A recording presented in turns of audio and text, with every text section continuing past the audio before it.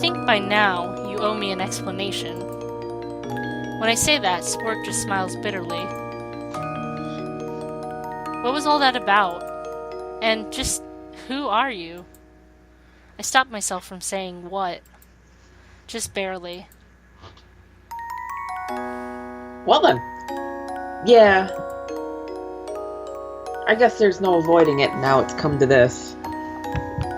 I should have known better.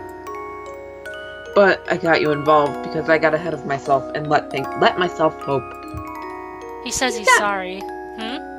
He's got big nipples. Guys do. Yeah. But yeah, they are big. It's awkward. It is awkward. Spork leans back in his chair. The lines of his chest and stomach are still tense with pain.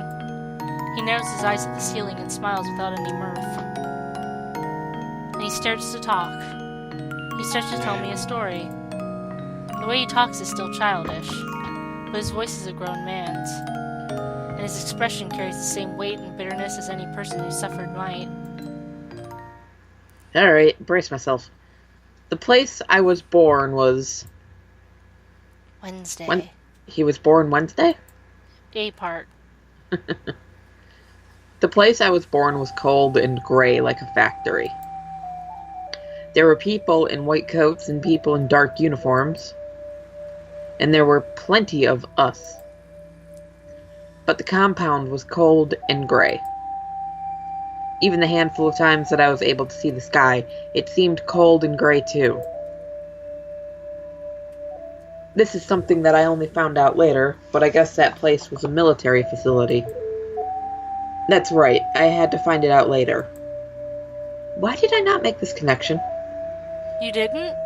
No, I didn't. Oh. I was hung up on the demon thing. Oh. Damn it. Dang it. Because in that place, we weren't told anything. My siblings and I were just made and grown there like livestock. Like crops being raised in a factory greenhouse. Because of that, there are still so many gaps in what I know that I can't make a clear explanation of a lot of it. For example, I still don't know why we were born. I don't know if the people in the base made us in defense against some kind of threat, or if we were just made as a way to develop the technology that created us. All I know is that we artificial humans, we man-made soldiers, were created there, and that our abilities were tested there. Things like our fast healing and regulating our body temperature and making fire with our minds, skills that even I can understand are useful for battle and for surviving harsh conditions. What I do know is this: that I'm some kind of fluke. After fighting that one, I'm sure you're starting to realize. He was capable of reasoning and all, but he had no self-awareness. Out of all of us, as far as I know, I'm the only one with a functioning mind and heart. When I was little, I didn't understand. I didn't understand why nobody else questioned things like me. I don't think the scientists understood either, but it's not like there was anything else wrong with me, aside from being self-aware, so they just had me go through the same testing as the others. Why? That was the question that I couldn't stop asking. Why were we created? Why were the others created like that? And why was it just me that was different? Was it really some accident or coincidence, or was there supposed to be some kind of destiny or godly will at work? At first, not knowing the answer made me worried and afraid. But it took years. But I got angry. And all the murky and chaotic feelings inside me combined and mixed together to form anger and rebelliousness. And in the end, I just couldn't take it anymore. I can't even remember what I'd been told to do that day. But I was fed up, so it was the straw that broke the camel's back. I didn't want to take orders from these people who wouldn't answer my only question anymore. I didn't want to do any more boring, painful tests and exercises just because those pitiful people said I had to. Sometimes I think back on that and laugh that it was in my rebellious period, but really how I felt back then is still immediate and real. Everything just built up into this wave of anger and indignation. I think at how I had been treated, and fear, too, that I still had no answer as to what meaning my life had. And you know what I can do now. So when those people tried to subdue me after I said I was done taking orders from them, I lost my temper. I destroyed everything. Probably. Some of the scientists and military people must have died. I know that the rest of us, all of my siblings died. So I broke out and ran away. I was free from them, but of course there were plenty of problems. Just because I'm an artificial human with these kinds of powers, that doesn't mean I can survive without food and shelter. I had no identity and no name. I still don't exist in the national census. So if I hadn't been lucky, if I hadn't resorted to theft sometimes too, I probably would have died a long time ago. But worse than that was the fact that I wasn't free from myself. Getting existential up in this shit. All those questions that the scientists and soldiers hadn't been able to answer were boiling in my head like a pot that's about to overflow. Why was I born with a heart? Why was I born at all? If you saw the way that I was back then, you probably wouldn't even recognize me. The way I behaved, the way I thought about everything, it was a lot different. I was a lot angrier, to say the least. I guess I was a lot more self-absorbed too, but I want to forgive the me of that time for that. I don't think that the way I felt back then can really be helped. I mean, you kind of broke out of a military base as an experiment. Can that really be helped how you feel? Yeah. Really? Like, what made things worse is that, see, just like the one who came after me today, those people have been sending my younger siblings after me almost as soon as I was able to escape. The first thing about that made everything worse is that it gave me proof. If any of us survived me breaking out of the facility, if any of them were left over in the refinery, they were all slaughtered by whoever was in charge. The refinery. The refinery! Title drop! Because all of the ones that have come after me have been like the one from today. I'm the only one of the Black Diamonds. Oh shit, we're getting Steven Universe up in this shit. Mm-hmm. Left alive. Yeah. Black Diamond. Kurodaya. Spork. In the end, that's all I am. For a long time, I stayed on the road. I didn't like to stay with people too much then. I still didn't know how to interact with them normally, and it hurt to watch people going about their lives all self-assured about why they were there. So to keep from being crushed under the weight of my own jealousy and pain, I would stay away from real people as much as I could. I'd take shelter, but eventually my younger siblings, the Garnets, like the one from today, would come after me, and I'd have to run. My survival and freedom stand atop a pile of their corpses that keeps getting higher. I don't know if their not having minds and hearts makes that better or worse. I'm not killing, thinking, feeling beings. But on the other hand, they can't help that they're doing this because they don't have the capacity to question their orders the way I did.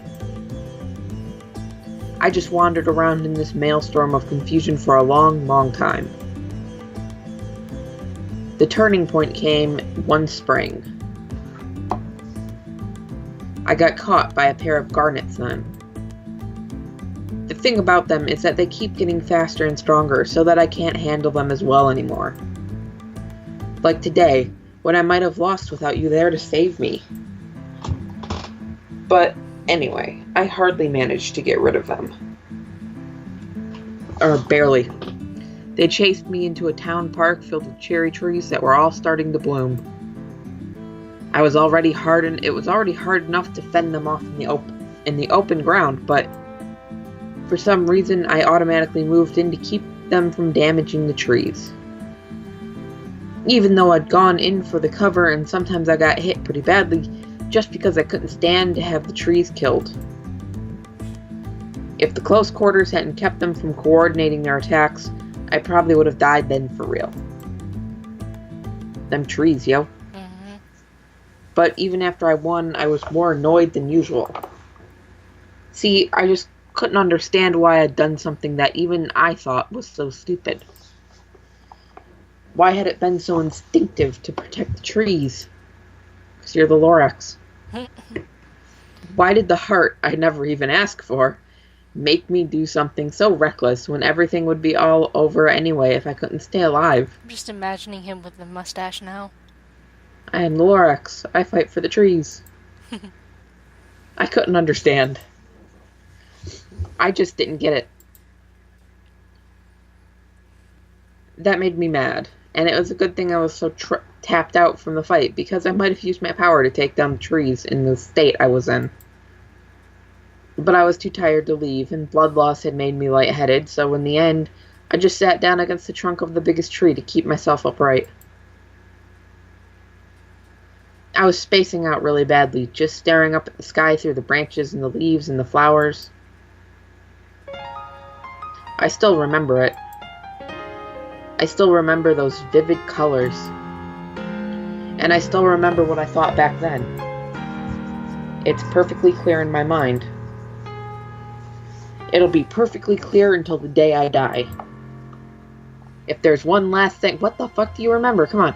If there's one last thing that I remember before my life ends, I want it to be that memory. Man. It was just so beautiful. Man. That scenery was the prettiest I'd ever seen. That woke me up. It was like the obvious just occurred to me, and I was like, oh. Because the flowers were just so beautiful. Right then, in the present, at that one moment, the flowers were so beautiful. I realized then that maybe I'd been asking the wrong question all along. Because if there's some destiny or fate behind my being born like this, then I won't know it until everything actually happens, right? And after all, if the scientists who made me couldn't explain my having a conscious mind and a heart, then I'll never know if there was a real cause, or if it was just some random happenstance. And from the possibilities I can think of based on my own powers, no explanation for why I was born is going to be one that I'm happy with. Learning that it was just because would make me angry. Because that would give those people the right to create life forms like us on a whim. Because what would create you? Whatever. Learning that we were made just in case would make me angry. Because that's not justification. Learning that we were made specifically to fight against some threat or attack some enemy would make me angry. Because that would mean that we were born into this world for the sole purpose of knowing battle and death and murder. But wasn't there something more important that I ought to be asking myself? I am here right now. Right now, in this moment, I am alive and breathing and thinking and feeling. Leaving aside the question of whether I deserve it or not, I have a heart and a mind. Rather than asking the world why I was given them, what am I going to do with them? What do I want to do now that I have them? Because I am me. Because my heart and mind belong only to me. Just like I have no obligation to fight and die on the orders of people who made me. What I think and feel and what I want to do with my life, that's up to my choices. Having that epiphany just blew me away. Even though I was pretty stupid in that battle, I'm glad I ran into that park. I'm so glad that some part of me, that the me of that time, good lord, there we go. Here's my failure at reading. Couldn't understand. Was so filled with the need to protect the beautiful things in front of me that I moved by instinct. Because if I hadn't, then I wouldn't have had the chance to consider that scenery. I wouldn't have been saved. Jesus Prince. Because the world saved him. Hello, would you know of our Lord and Savior, the Cherry Blossom? Because the world's so full of beautiful and amazing things. I don't want to build a life on killing and fighting. I want to live. I want to know all the other things in the world that will make me happy the way that flowers do. That was it. That was everything. Even though I was lost and wandering and dependent on the kindness of random people and my own luck, everything felt different. And since I knew just enough about the world to interact with people to get by, that's how I came to stay with the people who left me the money I use to take care of my needs properly and legally. That's how I stayed with the man who taught me about motorcycles and helped me get a license even though I don't really exist according to the government. That's how I learned about flowers and how to take care of them little by little. Basically, that's how I learned that I want the same things as other people. I want a home and a life that's about more than just drifting wherever the wind sees fit to blow me to. And that's how I came here. That's why I am here.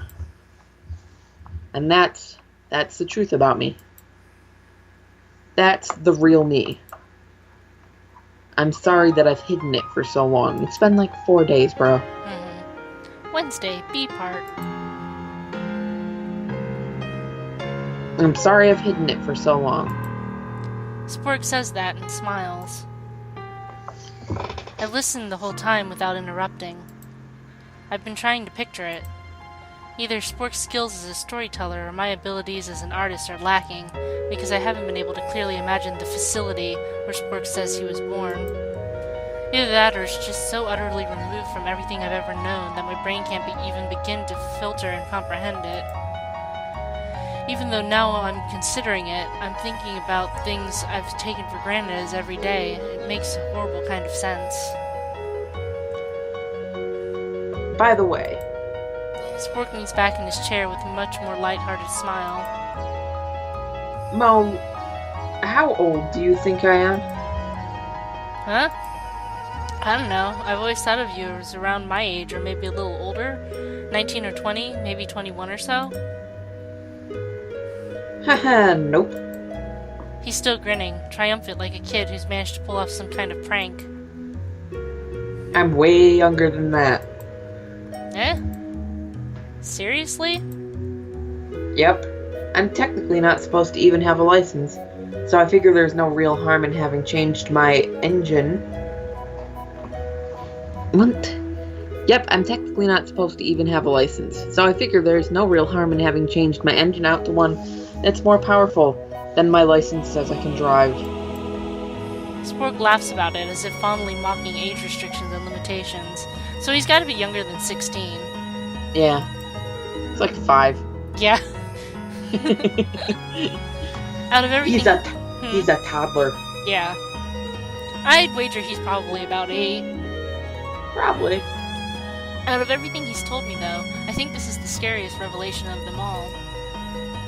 But at the same time, I guess that makes a weird kind of sense.